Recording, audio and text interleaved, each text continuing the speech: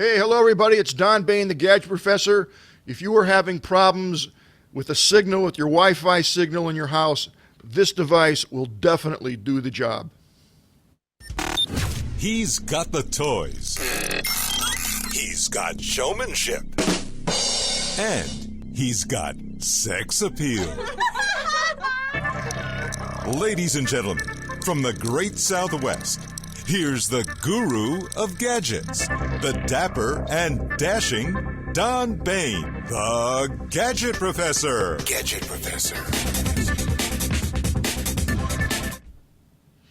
Well, hello everyone. It's Don Baine, the Gadget Professor, coming to you live from our Scottsdale, Arizona studio. It's good to be back. As you know, I was away in Europe for almost 3 weeks and then another week in Rhode Island. So that's probably the longest time I've ever been away that I can even remember. I think when I went on my honeymoon, that was only 2 weeks. So that was a long time ago. In any event, I have a very interesting show for you tonight. We are going to be talking about security, and I will be talking about some very specific problems that you can have dealing with internet security and some very specific problems that will actually help you avoid, hopefully, getting into trouble. If you're new to the Gadget Professor, welcome. I'm so glad that you decided to tune in today. We are on episode 226, and we have a new show that comes up every Thursday night. You can easily subscribe to the show. All you have to do is go to our website, which is www.thegadgetprofessor.com. And if you scroll down halfway, you will see our newsletter button there. Just put your email address in. I promise you nothing's going to be happening other than Thursday night when the show is posted. As soon as it's up, you will get notified as to the show is being up and posted, and also you will have the newsletter, which essentially is everything that we discussed, hot links, so you don't have to take notes while you're watching the Gadget Professor. This particular show is a great idea to have the show notes for because, as I said, I'm mentioning some very specific types of software that you're going to probably want to take a peek at. Also, we have a Facebook page, and we would hope that you would like us there. If you followed me on Facebook at all, you hopefully saw some great photos of Europe, Berlin, and Amsterdam, and they're all here for the viewing, and I think you'll enjoy that. Also, you can email me 24 hours a day, 7 days a week at thegadgetprofessor@gmail.com, thegadgetprofessor@gmail.com. I will answer all my email, I promise you, and I've had quite a few emails in the last 2 weeks about all kinds of topics, and that was kind of fun.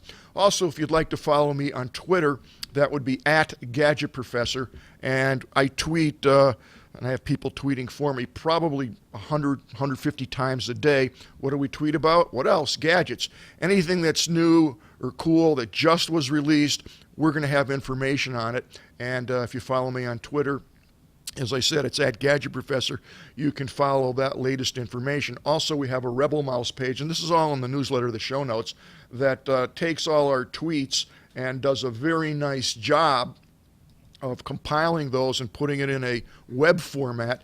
And this is dynamic in the sense that it will change every time a new item comes up. So every 10 minutes or less, this page is actually going to change. And if you see a new gadget or an article that you're interested in, all you do is click on it and it will take you right to the source where that information was first divulged. So we have a lot of things running around here at the Gadget Professor, and I'm so happy that you tuned in. So let's get right into it today.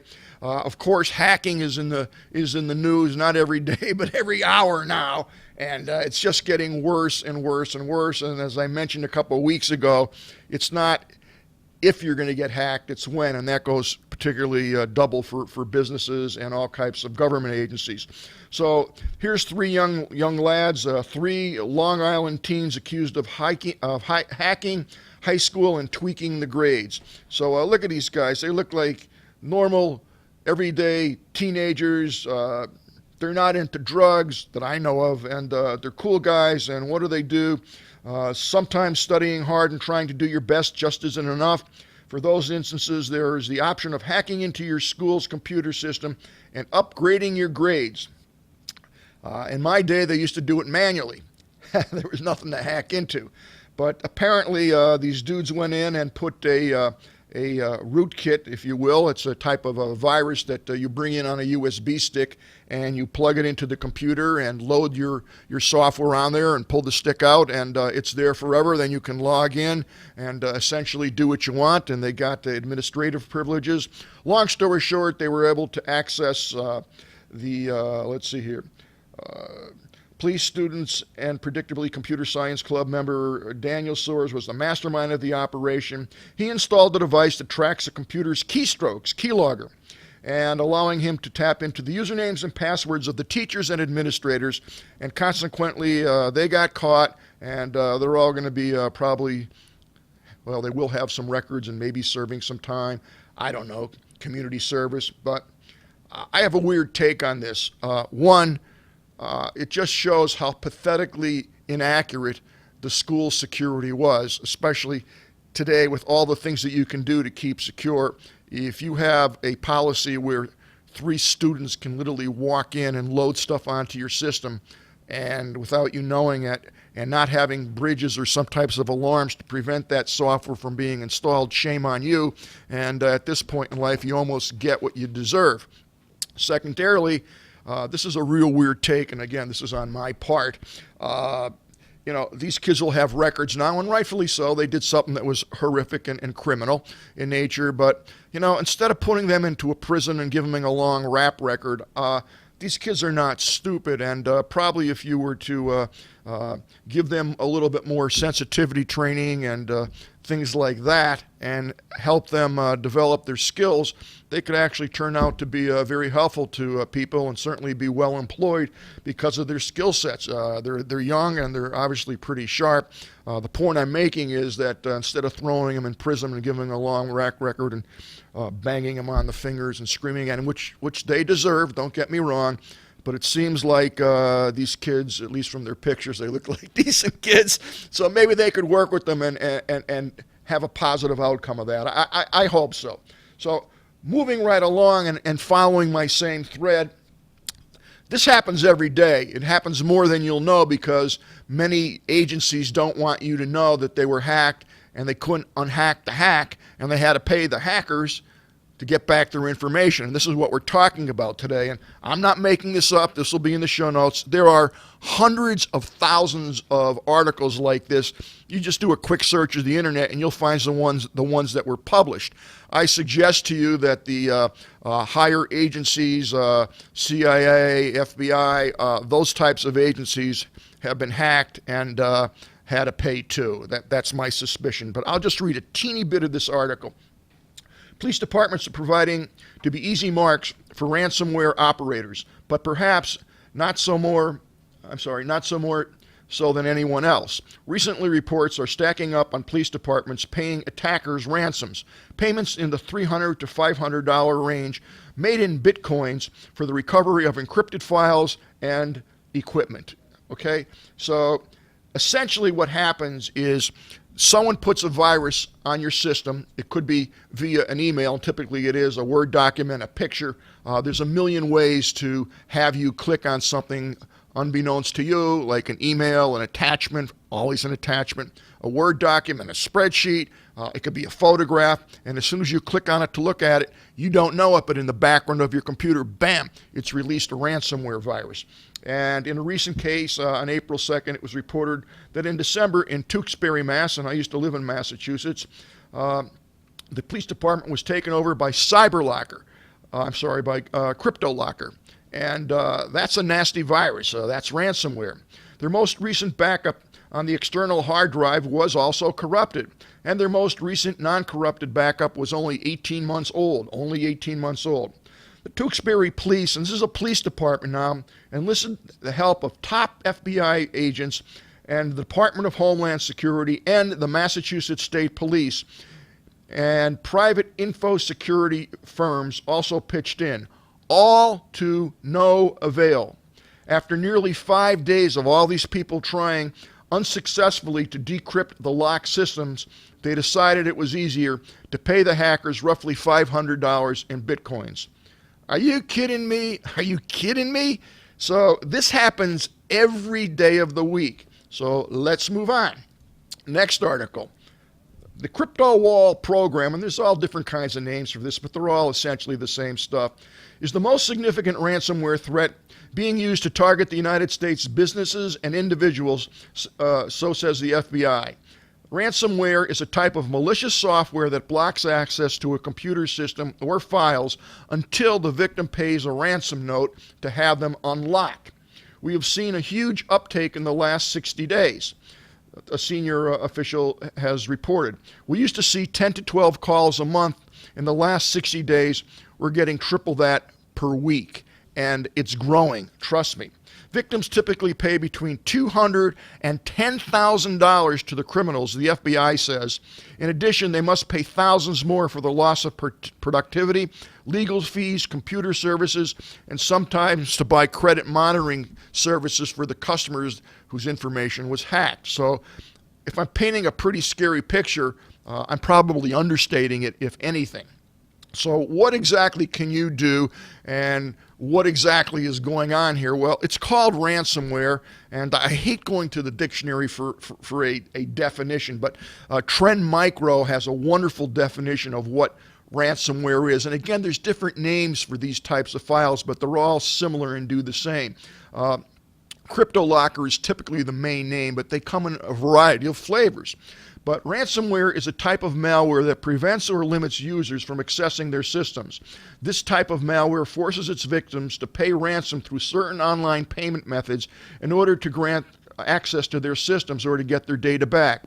Sometimes ransomware is called CryptoLocker. Other ransomwares use Tor to hide. That's a network to hide the locker itself, the software. So this stuff is really dangerous, and it's really a pain in the neck. And if you were unfortunate enough to go to your computer one day and it says, there's a red screen. Let's see here if we get a picture of it. I think I do have one. It's basically a red screen that comes up. Sometimes it's a blue screen. I don't care about the color, but these are what they look like. These are what the screens look like. And it says, quite frankly, your personal files are encrypted. And there's a countdown clock that tells how long you have to pay these dudes off and where you got to pay and how much it is. And if you don't beat the clock, it's like a movie, bam, your stuff is locked. Very frightening, and hopefully you'll never see a screen like this, but it will look like that or very similar. You'll know, believe me, you'll know that you're hacked. So what we're going to talk about briefly today, and I'm talking fast because I got a lot of information to cover, so forgive me, but what we're going to talk about today is some of the programs that you could use to protect yourself from getting this type of an infection. The first one I'm going to talk about, and these all work, you have to read the individual nuances and figure out what the cost is to see if it's worthwhile to you. If you're an individual and money is tight, you may want to use a cheaper program, but just make sure they work. And there's a lot of data with all these programs that will tell you exactly what they do. For the most part, they all work. But before I get into this, I'm going to tell you right now, if you want to protect yourself, you need to have three backups. Yes, one can be offline, one could be on an external hard drive, and one can be anywhere in between that you want it, because there are many times when backups fail for whatever reason.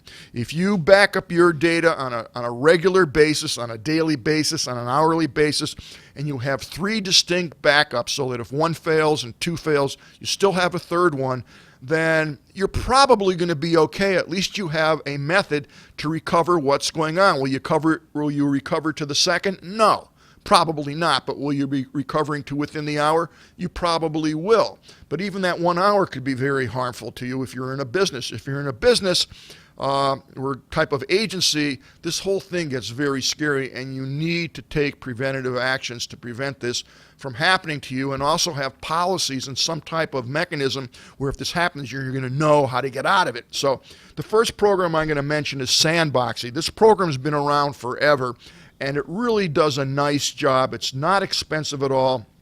This particular program is $21 per year. You can buy a lifetime license for $35. Again, I'm not pushing one program over another, but the way these programs work is essentially they block off certain parts of your hard drive, and it protects everything that's in that box, if you will.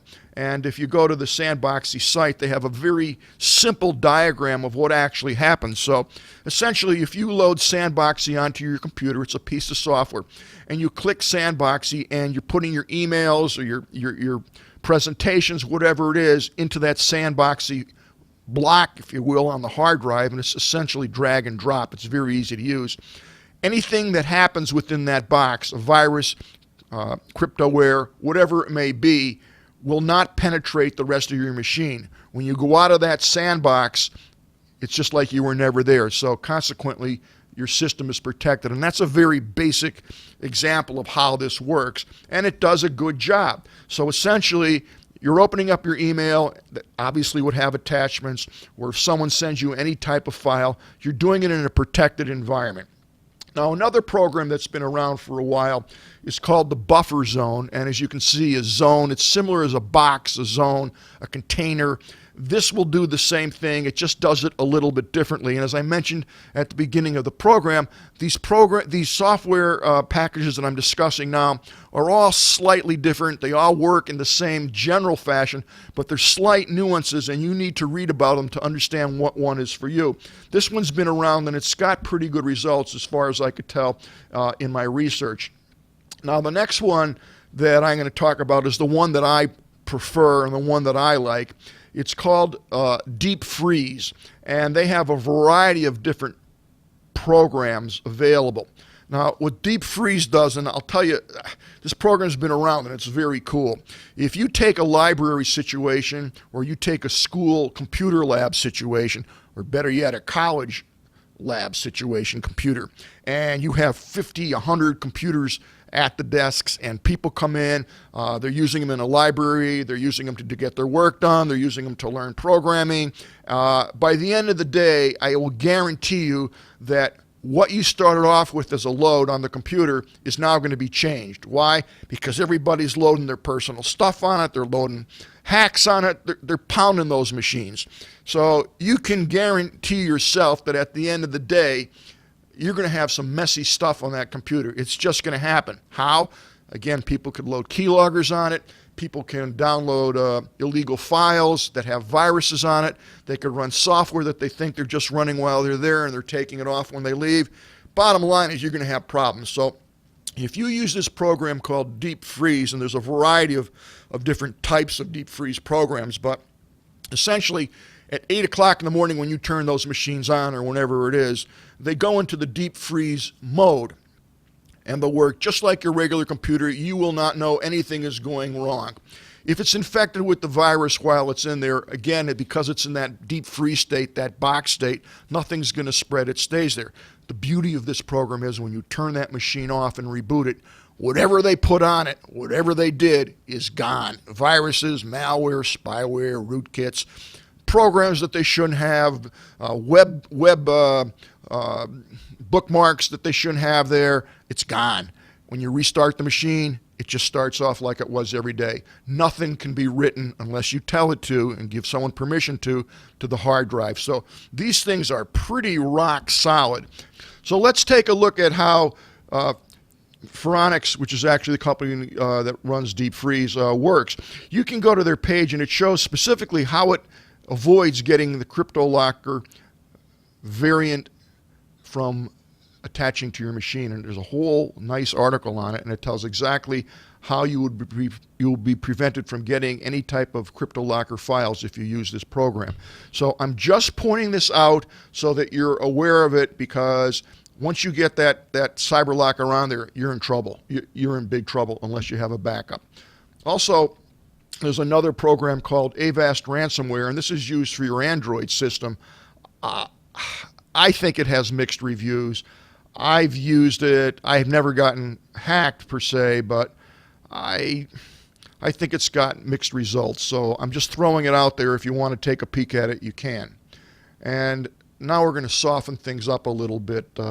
We talked a lot about hacking and how to avoid all that stuff, but here's a great site for you if you want to chill out and relax. It's called the Monterey Jazz Festival Collection, and this is hundreds, probably thousands of different people playing their music at the 1958 Jazz Festival in Monterey, California. It's totally free, and you can go in there and watch both video and listen to audio to your heart's content, and you can listen for many days, and it's really a very nice site, so I think you'll like that. And then last but not least, with our freebies, I always am asked at least once a month, I have a hard drive, I want to reuse it, or I want to give this thing to my son or my relative or friend. How do I clean the hard drive off so there's nothing on it? This will do it for you. It's called Zero Secured File Deletion Made Easy. Zero is a user-friendly file detection tool with a high level of security. With Zero, you will be able to delete files and prevent file recovery by any third party. So far, no user has reported an efficient method to recover a file deleted by Zero. So this is a free program, and if you want to make sure something is deleted, I would suggest that you check this out. It deletes the programs to military standards, which means no one's going to get into it once you run it through Zero. So I hope you enjoyed our little dissertation today on hacking and safety and so on and so forth. Now it's time to get quickly, because we're running late, on the gadget of the day. And the gadget of the day, if we go to camera 2, is the high-power touchscreen AC750 Wi-Fi extender. I don't know if camera 2's up or not. There we go. So there you can see the device, and here you can see the box. And right now, this device looks like it's doing nothing because it just has the clock on there. But as you can see, it has a hide screen, which I just had the clock on. But what this device will actually do is pretty impressive. So you can see the antenna, and that's obvious what that will do. This is a Wi-Fi range extender, so clearly it's going to extend your Wi-Fi range. And the beauty of this is on steroids. How much will it extend your Wi-Fi range? This device will extend the range up to 10,000 square feet. That's right, 10,000 square feet. And because this is powered, it's going to penetrate walls. It's going to eliminate dead spots because it's amplified technology. It's great for large buildings, and it's great for if you want to get coverage in your backyard, or you have a huge backyard or front yard. This puppy will completely alleviate any type of dead spots that you have. What's nice about it is it's a touch screen, so you can just touch the screen and very simply and quickly adjust it to what you want it to do. The ultra-fast speeds on this, they support the next generation 802.11, so you're going to have free Wi-Fi. You have no lag. It's lag-free. It's great for streaming. It's made for streaming music and audio and data through the house. This will also work with AirPlay and AirPrint, and it's compatible with all the Apple networking features, which is nice. The other thing that they do on this, which is really ingenious, is on this side here, you will notice that there are actually 3 ports here. So even though this is a wireless extender, if you are near this device, you have an option to put in 3 Ethernet cables and supply yourself with a wired Ethernet connection 3 different times. Also, over here, you'll see that we have a very cool USB port, which means that you can put a USB stick or any kind of USB hard drive, and this will make it accessible to any device that's connected to your Wi-Fi network. And obviously they have the antenna. This will hang on the wall, or there's a stand right here that you can stand it on. And what you'll do is you basically, the easiest way to use that is just to cook up the wizard.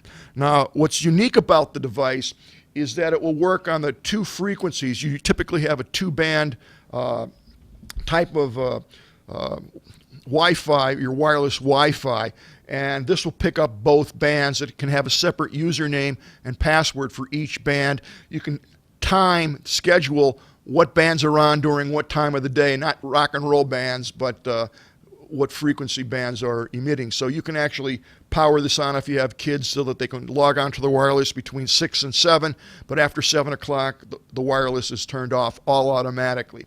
You can actually put in IP addresses that you don't want picked up. It does a lot of different things, and it's quite functional. The fact that it has a USB port and allows you to share your movies and stream is nice. The fact that it gives you 10,000 square feet of coverage is incredible. The other thing that it does is it will show you every single Wi-Fi system that's available in your area. It won't give you the password, but the way you do this and the way it works, the reason it works so well is there's meters on this, so you can actually adjust the signal strength. And what they tell you to do is to first install this where you're within at least a 70% range. So you're going to turn this on, you're going to turn on, put in your username, password to identify yourself that you're okay to get into that Wi-Fi area, like your personal Wi-Fi. And let's just say your Wi-Fi is called ABC. So you'll log into ABC, and then you're going to take this device, and it's going to show you a bar graph. And you want to make sure that you're at 70%. So it wants you relatively close to your original Wi-Fi extender, if you will, or your router. And once you're at 70%, you lock it in, and you say scan, and you're all set. At that point, you can take this and put this in the middle of the house, and it will lock on and then provide you that 10,000 square feet footage because it was locked on at a very high signal, and it actually finds that signal and pushes it out from there. So phenomenal device. If you're having Wi-Fi spots through your house that are just dead, this unit will definitely take care of it and then some. And it gives you all the security that you could possibly want, all the graphs, all the charts. It's almost too much.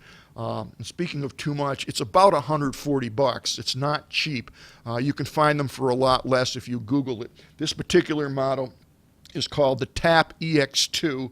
It's made by Amped Wireless, and they have a phenomenal website. The other thing that they have is roughly 24-hour support 7 days a week. They're very good, and they know what they're doing, and I can't say enough about the device. It's absolutely superb. So I hope you enjoyed today's Gadget Professor Show. I'm sorry it's so long, but I had to get this information out. I did get an email from someone who was hacked, who had ransomware on their machine, and they lost everything, and it was a sad story, and there was nothing I could suggest or do. They had no backup, and they lost everything, so it's a real pain in the neck.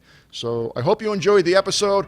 I will see everyone next Thursday. So long from the Gadget Professor. The Gadget Professor is produced by Don Baine, Multimedia Communications, LLC. If you would like your product reviewed on The Gadget Professor or would like to appear on The Gadget Professor, contact us via email at thegadgetprofessor@gmail.com. The opinions expressed on the program by the host, guests, call-in listeners, or chatters are solely the opinions of the original source who expressed them. And thank you for watching The Gadget Professor.